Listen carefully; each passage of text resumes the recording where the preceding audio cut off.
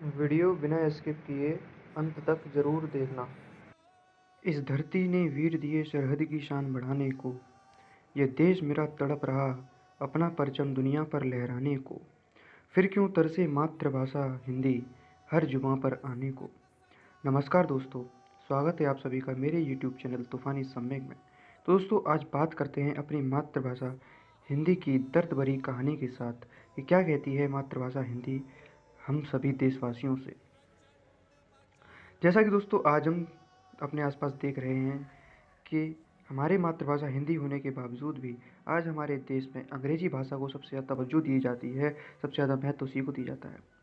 बच्चों के माता पिता अपने बच्चों को अंग्रेजी सीखने के लिए प्रेरित करते हैं। चलो ठीक है भाई, ठीक है, अंग्रेजी सीखो, सिखाओ, पढ़ो, सब कुछ करो, लेकिन हिंदी का प्रयोग करना भी तो सिखाओ। हमारी मातृभाषा भाई हिंदी है, हिंदी है ना। लेकिन हिंदी को तो सिर्फ आजकल पास होने के लिए पढ़ा जाता। सबसे बड़े दुनिया के सबसे बड़े लोकतांत्रिक देश में, सबसे बड़े ज़्यादा आबादी वाले देश में एक ऐसी भाषा का प्रयोग सबसे ज़्यादा हो रहा है जिस भाषा को जिनकी अंग्रेजी मातृभाषा है, जिन लोगों की मातृभाषा अंग्रेजी है, उन लोगों ने इस देश को बर्बाद करने के लिए ज़रा भी कसर नहीं छोड़ी। 200 साल तक राज किया, लूटा, बर्बाद किया।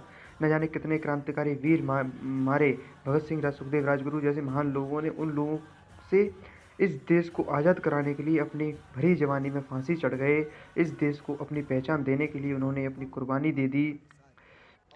इसके बावजूद भी दोस्तों हमारे देश में हिंदी को इतना कम महत्व और अंग्रेजी को इतना ज़्यादा महत्व दिया जाता है। तो दोस्तों मैं तो कहता हूँ यार, अंग्रेज़ों को जिस जिस हिसाब से, जिस तरह से अंग्रेज़ों को लात मार के यहाँ से भगाया गया था, उसी हिसाब से उनकी मातृभाषा, उनकी भाषा, उनकी सारी चीज़ों को, अंग्रेज़ों से रिलेटेड सारी चीज़ों को यहाँ से भगा देना चाहिए था, लात मार देनी चाहिए थी। लेकिन कोई दिक्कत नहीं, हमारे यहाँ तो भैया एक नया प्रचलन और है। भैया अगर सामने वाले को अंग्रेजी में बोलना आता है, अंग्रेजी आती है, तो भाई वो होशियार है। अगर अंग्रेजी भी नहीं जानता, हिंदी जानता है, तो भाई वो बेवकूफ़ है, वो पढ़ा लिखा नहीं है। ये नया ट्रेंड चल गया है। तो यार ये हमको बदलना पड़ेगा कि यार हमारे देश में क्या है कि भाई नौकरी लेने जा रहे हैं तो अंग्रेजी चाहिए भाई, अंग्रेजी नहीं आती तो बाहर। यार कौन सी बात है यार, ये अपने हमारी मातृभाषा हिंदी है, हमारे देश में काम कर रहे हैं, हम अपने देश में हैं, तो भाई हिंदी का यूज़ कर रहे हैं, क्या दिक्कत आ रही है। हमको हिंदी का यूज़ करना चाहिए और हिंदी को बढ़ावा देना चाहिए। ये कहीं ना कहीं हमको सोचना समझना और ज़रूरी है यार, इस पर इम्प्लीमेंट करना। तो यार कहीं ना कहीं हम अपनी मातृभाषा को कहीं खो ना दें, ये डर हमारे मन में रहना ज़रूरी है।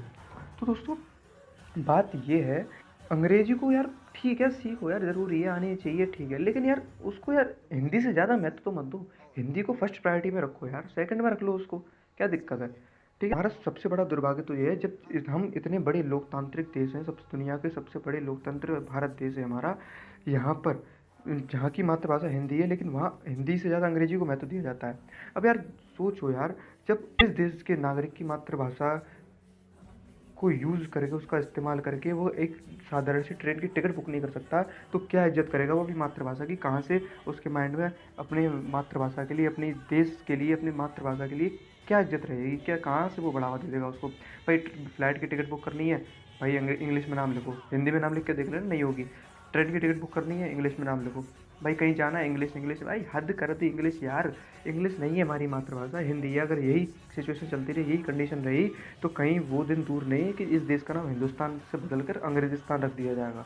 तो यार कई सारे लोगों ने खून बहाया है, सर कटाए हैं यार, इस देश की संस्कृति को बचाने के लिए, मातृभाषा को बचाने के लिए। आती उन लोगों को भी अंग्रेजी थी, लेकिन अंग्रेज़ों को जवाब देने के लिए अंग्रेजी थी। हिंदी हिंदी का प्रयोग वो सबसे ज़्यादा करते थे, सबसे फर्स्ट प्रायोरिटी उनकी हिंदी ही थी, क्योंकि वो हमारी देश की मातृभाषा है। यार कहीं ना कहीं हमको अपने पड़ोसी देश चीन से ही सीखना चाहिए कि यार आज वो इतना बड़ा सुपर पावर कैसे है, इतनी बड़ी सुपर पावर बनने की तमखम कैसे रखता है। आज वो अमेरिका ऐसी महाशक्ति को आंखें दिखाता है, हम क्यों नहीं दिखा पा रहे। यार वो अपनी चीज़ों की कद्र करता है दोस्तों, यार अपनी चीज़ों की कद्र करता है, अपनी मातृभाषा की कद्र करता है। सारी चीज़ें वहाँ चाइनीज़ भाषा में होंगी, इंग्लिश का प्रयोग बहुत रेयर, बहुत कम से कम यूज़ होता है वहाँ इंग्लिश का, लेकिन हमारे यहाँ सबसे ज़्यादा यूज़ इंग्लिश का ही होता है।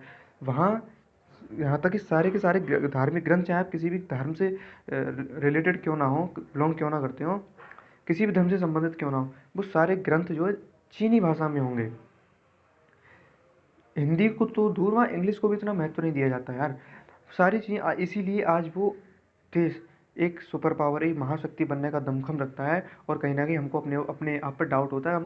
तो यार ये सारी चीज़ें समझनी पड़ेंगी, हमारी गवर्नमेंट को भी समझनी पड़ेंगी। अगर हमको अपनी महाशक्ति बनना है तो सबसे पहले अपनी चीज़ों की कद्र करनी पड़ेगी, अपनी चीज़ों को, अपनी जो अपने देश की मातृभाषा है, सारी चीज़ें हैं, इन सबको, अपने देश की संस्कृति, सनातन संस्कृति है, सबसे बेस्ट जो संस्कृति है उसको फॉलो करना होगा, ना कि पाश्चात्य संस्कृति को, जो कि आज हमारे देश में बहुत ज़्यादा गंदा फैली हुई है, उसका कोई हिसाब नहीं है।